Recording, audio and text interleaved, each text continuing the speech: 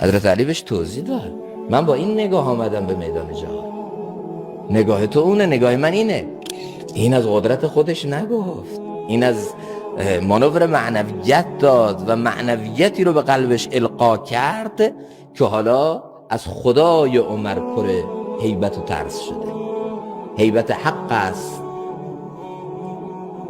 از این مرد صاحب دلق نیست، این از خلق نیست. هیبت این مرد صاحب دلق نیست، این از خودش نبود، از لباسش نبود. هر که ترسید از حق و تقوا گزید، ترسد از وی جن و انس و هر که دید. آن رسول از خود بشد زین یک دو جام، نی رسالت یاد ماندش نه پیام. اون فرستاده روم که داستانش اینجا گذشت، یکی دو جام از جام عشق و از جام محبت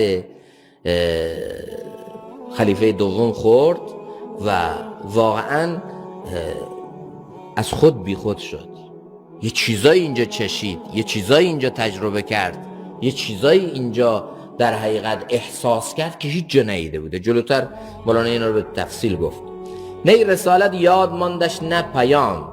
این اومده بود برای سفر سیاسی، برای سفر دیپلماسی، اومده بود که نماینده یک کشوری باشه، حامل یه پیامی باشه. همه اینا رو فراموش کرد. یه زمانی اون سیستم جاسوسی کراچی پاکستان اومده بودن پیش مولانا حکیم محمد اختر رحمت الله تعالی، میگفتن ما هر جاسوسی که اینجا میفرستیم گم میشه.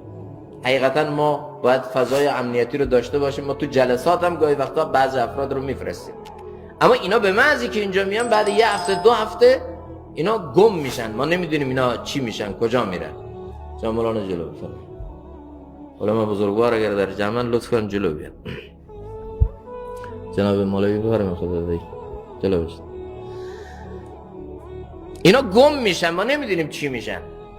بعد ولی امشب من خودم اینجا اومدم و با همون نیات اومده بودم، اما نزدیک بود خودم هم گم بشم.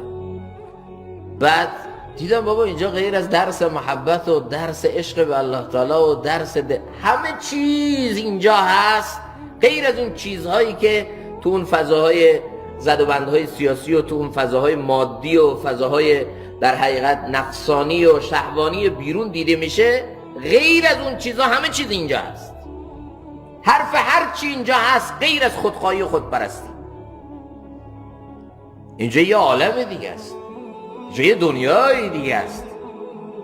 و واقعا من وقتی اینجا اومدم دیدم خودم فقیرم، خودم گدام، خودم درونی ناامن دارم، روح و روانی آشفته دارم، خودم نیاز دارم و من امنیت روانی ندارم. من نیاز دارم به این جلسات. حالا درک میکنم اونایی که ما اینجا میفرستادیم گم میشدن اونا کجا میرن. یه نیازه. بنابراین این سفیر و نماینده اومده بود که با حضرت عمر رضی الله تعالی عنه مذاکره داشته باشه. خب آن رسول از خود بشد زین یک دو جام. این امت اینطوریه، نقش این امت اینطوریه. هیچ موقع این امت دنبال این نبوده که ظلم رو با ظلم برداره. هیچ موقع این امت دنبال این نبوده که یک مستبد رو برداره و خودش در اون مکان استبداد خود کامگی بنشینه، بلکه هدف این امت فقط تغییر و تحول بوده. همین امت بود که از همون مغولهای خوناشام و از همون تاتارهایی که جوی از خون مسلمانها در بغداد را انداختن 60-70 سال بیشتر نگذشت که همین افراد رو با حکومتی که خودشون در دستشون داشتن، حکومت هم ازشون نگرفت، با حکومتی که خودشون در دستشون داشتن از اونها بزرگترین مصلحان و مبلغان و تاریخ سازان برای بشریت ساختن، مثل پادشاه آرنگزیب، خواجه مجدد الفسانی، امام احمد سرهندی رحمت الله تعالی علیه، با اون دعوتنامه های خودش، با اون پیام های خودش، با اون محبتی که داشت، با اون شفقتی که داشت، پند، اندرز، موعظه، خیرخواهی، دعا و کم کم کم کم کم کم تونست این فضای آلوده سیاسی و اون فضای فاسدی که حاکم شده بود بر جامعه هند رو کلن عوض بکنه و حتی از همین مغول‌های خوناشام بهترین حامی و پشتیبان برای اسلام درست بکنه. در صورتی که در همین هندوستان مبلغان در حقیقت تبشیری مسیحیت هم بود، هندویزم هم بود، مبلغان هندو هم بودن، اما گوی سبقت رو یه عارف و یه شخصیت عالم و کامل مثل شیخ احمد سرهندی برد. اصلا هم دنبال این نبودن که حتما اینا باید حذف بشن، حتما اینا باید برداشته بشن، نه، حتما اینا باید اصلاح بشن، حتما اینا باید تغییر کنن، ما باید خیرخواه اینا باشیم. جهاد در اسلام همیشه آخرین گزینه است که هیچ راهکار اصلاحی و هیچ برنامه در حقیقت دینی نتونه راهگشا باشه. آخرین گزینه‌ای که اسلام همیشه داره جهاده، قتاله. مثل این که توی بیمارستان همیشه آخرین راهکار درمانی اتاق عمل و تیغ جراحی. قبل از اون 100 تا راهکار دیگر رو تجربه میکنن. اسلام اینو نمیخواد. اسلام خیرخواهی داره به همه بشریت. به یکی از بزرگان یه زمانی گفتن چطور شما حتی پیش افرادی که بدخواه شما هستن، از شما متنفرن، افرادی که در حقیقت بغض دارن با شما، عداوت دارن با شما، به خون شما تشنه هستن، ما دیدیم با همونها میشینید صحبت میکنید، اونا از شما متأثر میشن و اونها منقلب میشن. چیه؟ خب من خیرخواهانه پیش اونا میرم، میگم خدایا اینها قابل ترحمن، میگم خدایا اینا نمیدونن تو اینا رو بفهمن، میگم خدایا اینا از فرعون بدتر، منم هر چقدر اگر خوب باشم از موسی بهتر نیستم. وقتی که الله تعالی به موسی میگه فقولا له قولا لینا، قول لین رو، نرم رو حتی الله تعالی برای فرعون میپسنده، من کیم که باش تندی کنم؟ این بنده اللهه. لعله یتذکر او یخشا، امیده که فرعون پند بگیره، از اون هم امیده که اون هم بترسه و به طرف الله بیاد. وقتی که از اون امید هست، چرا من از اینا امید نداشته باشم؟ چرا من خیرخواه اینا نباشم؟ چرا من نخوام که اینها هم به مسیر هدایت بیان؟ حضرت علی رضی الله تعالی میگه قبل از این که زبانها با هم حرف بزنن، دلها با هم حرف میزنن. یه وقتایی اسم با یه فردی روبرو میشیم، میبینیم که درون اون پر بغض، نفرت، عداوت. این انعکاسی از درون ماست. برعکسش کنید، شما خیرخواهانه پیشش برید، مشفقانه پیشش برید، دلسوزش بشید، پیشش برید، براش دعا کنید و پیشش برید. دنبال منافع شخصی خودتون نباشید، دنبال غرض ورزی های شخصی خودتون نباشید، دنبال زد و بندهای حزبی و سیاسی خودتون نباشید، دنبال خیرخواهی و منفعتش باشید. برید پیشش، ببینید چطور با این دل برید، با این درون برید، بعد ببینید طرف چقدر منقلب میشه، چقدر الله تعالی اونو عوض میکنه. ما امتی هستیم که الله تعالی ما رو وسیله نفعی برای بشریت کرده. اخرجت للناس، این امت خارج گردانیده شده فقط برای نفع رسانی بشریت، ما نفعی برای بشریت، ما خیرخواه همه انسانیت هست. برای حضرت عمر هم حتما این نگاه رو به این سفیر و نماینده داشته. خب این برای بنده خدا رو همون دوری که از اسلام داره، از قرآن داره، رو همون جهلی که داره، این نمیفهمه. من باید صحبتایی کرد حضرت عمر، دعوت اسلام بهش عرضه کرد، شفقت اسلام، رأفت و رحمت اسلام رو بهش نشون داد و یه خورده از این حرف هایی که بیا قبل از این که دنبال این باشیم که کشورمون رو گنده کنیم و قبل از این که دنبال این باشیم که با نگاهی ملی گرایانه فقط کشور خودمون رو بخوایم دیگرها رو استثمار کنیم، دیگرها رو استعمار کنیم، دیگرها رو بدوشیم که میخوایم ما چاق بشیم، قبل از این بریم یه نگاه دیگه داشته باشیم. اصلا مبدأ ما چیه؟ معاد ما چیه؟ ما از کجا آمدیم؟ کجا قراره بریم؟ مگه غیر از اینه که ما یه خانواده جهانی هستیم؟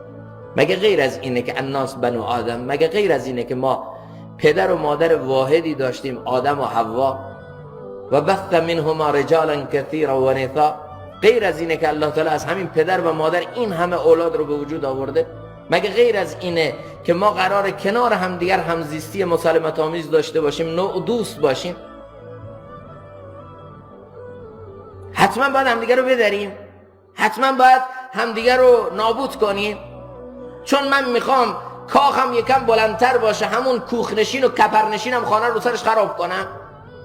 چون من میخوام منافع خودم، شهرم، منافع ملیم بره بالاتر، منافع حزبی، منافع مذهبیم بره بالاتر، باید دیگران رو بدرم، باید دیگران نابود کنم. این چه تفکریه؟ وقتی ما با این نوع نگاه به دنیا یعنی مواجه میشیم، دنیا از ما متأثر میشه.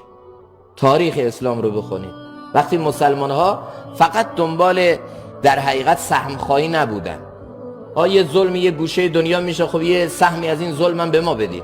امروز همه ما داد و بیداد میکنیم از بعضی چیزا، از بعضی فسادها، از بعضی بدیها، از بعضی خرابیها، اما حق و انصاف بدیم. اگر ما در همون جایگاه می بودیم این کارا نمیکردیم، یا حتی ما در همون جایگاهی که هستیم ما مفسد نیستیم، ما در همون جایگاهی که هستیم ظلم نمی کنیم، ما در همون مسئولیتی که داریم، هر کسی مسئولیتی داره، یه پدر نسبت به خانوادهش، یه معلم نسبت به کلاسش، یه عالم نسبت به مسجد و محلش، هر کس بالاخره یه مسئولیت، کلکم را، همه ما یه مسئولیتی داریم. آقا ما در همون مسئولیت‌های خودمون در حد خودمون عادلیم؟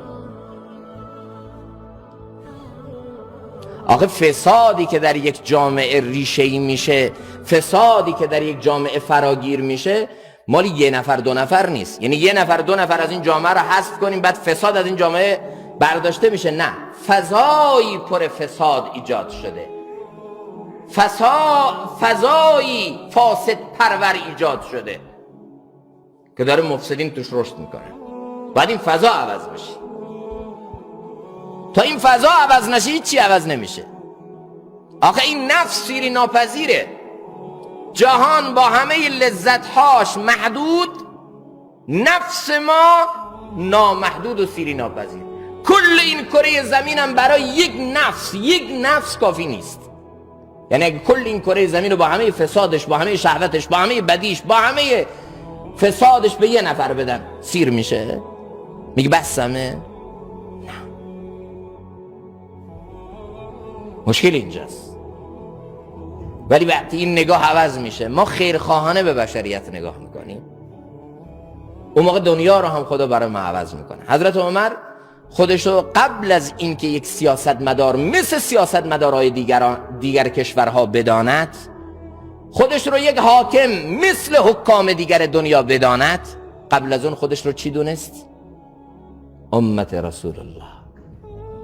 خودش رو نائب رسول فهمید، خودش رو وارث کتاب الله فهمید، خودش رو وسیله نفعی برای بشریت فهمید، خودش رو نماینده اسلام فهمید. این هویت ماست، این تشخص ماست. اگر ما با این هویت و تشخص به جهان نگاه کنیم و با جهان تعامل کنیم، به خدا همه دنیا عوض میشه، همه دنیا عوض میشه. ولی این نیست نگاه ما با این هویت و تشخص با دنیا روبرو نمیشیم.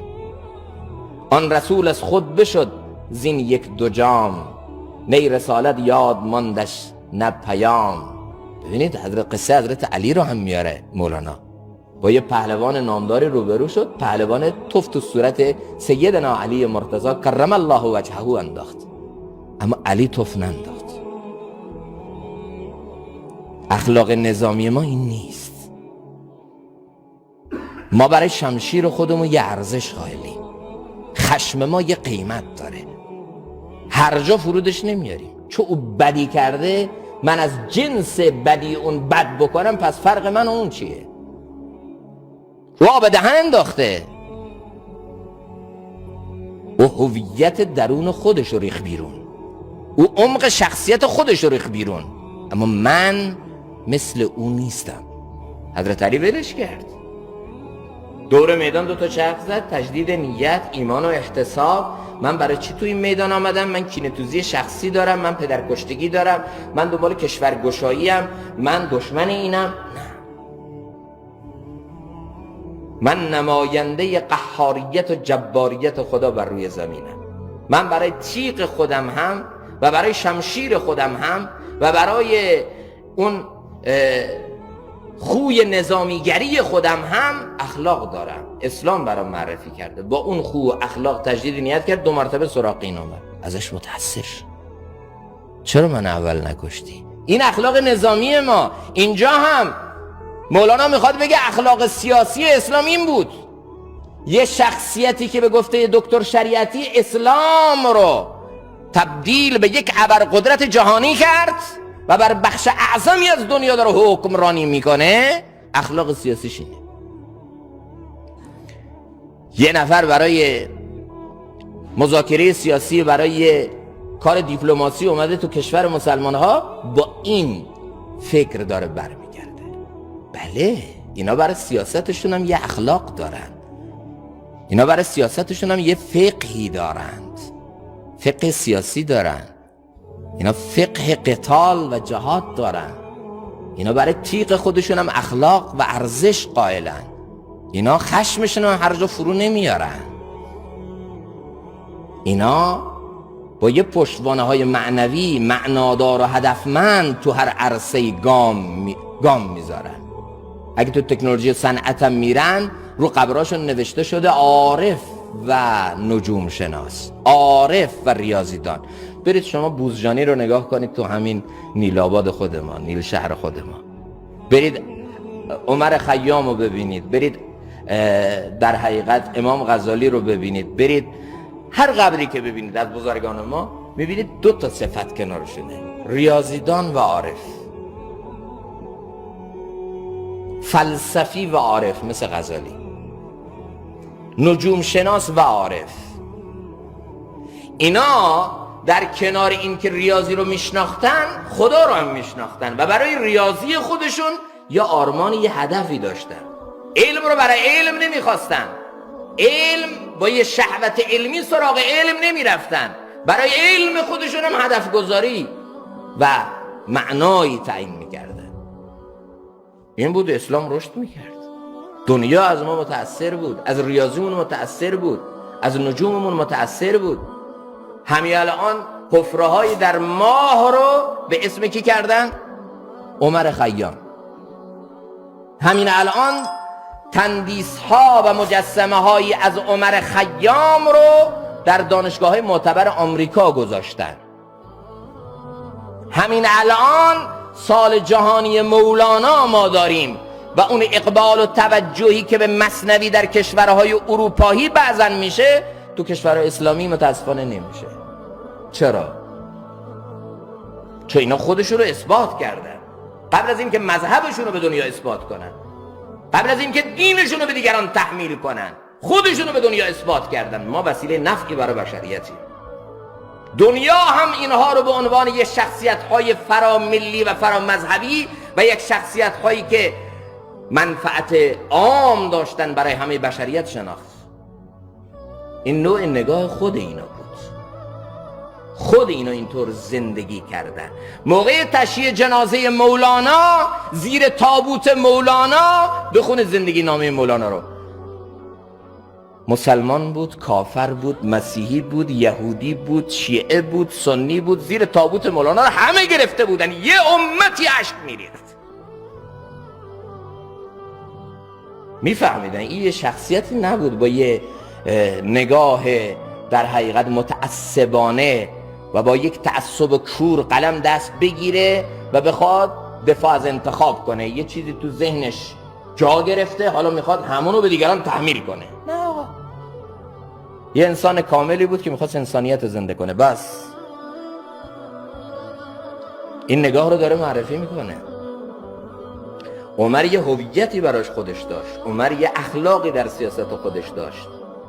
عمر خودش رو توی یک جایگاهی میفهمید فراتر از اون جا به حکام دنیا و سلاطین دنیا برای خودشون میدونن. برای همین بود که نفری که به چشم یه دشمن وارد مدینه شده، حالا چی شده؟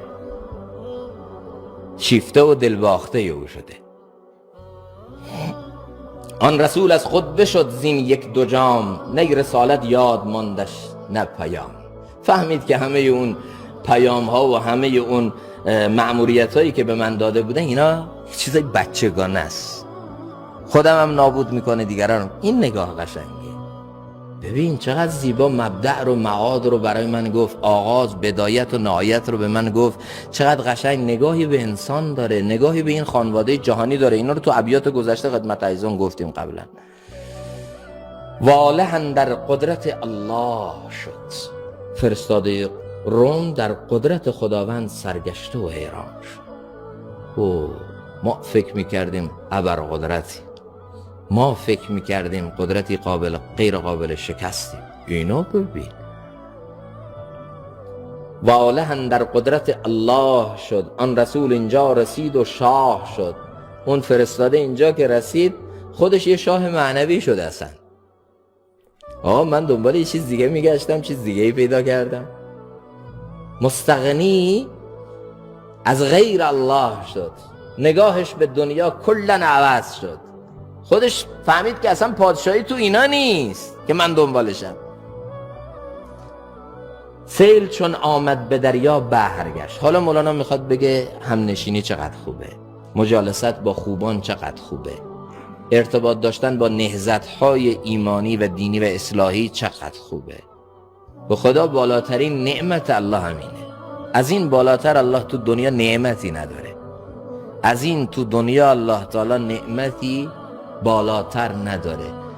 کسی رو که الله میخواد رشد بده، یه دوست خوب، یه همنشین خوب، یه مجلس و محفل خوب، یه نهضت و حرکت اصلاحی خوب رو میذاره جلو پاش. این بالاترین نعمت الله.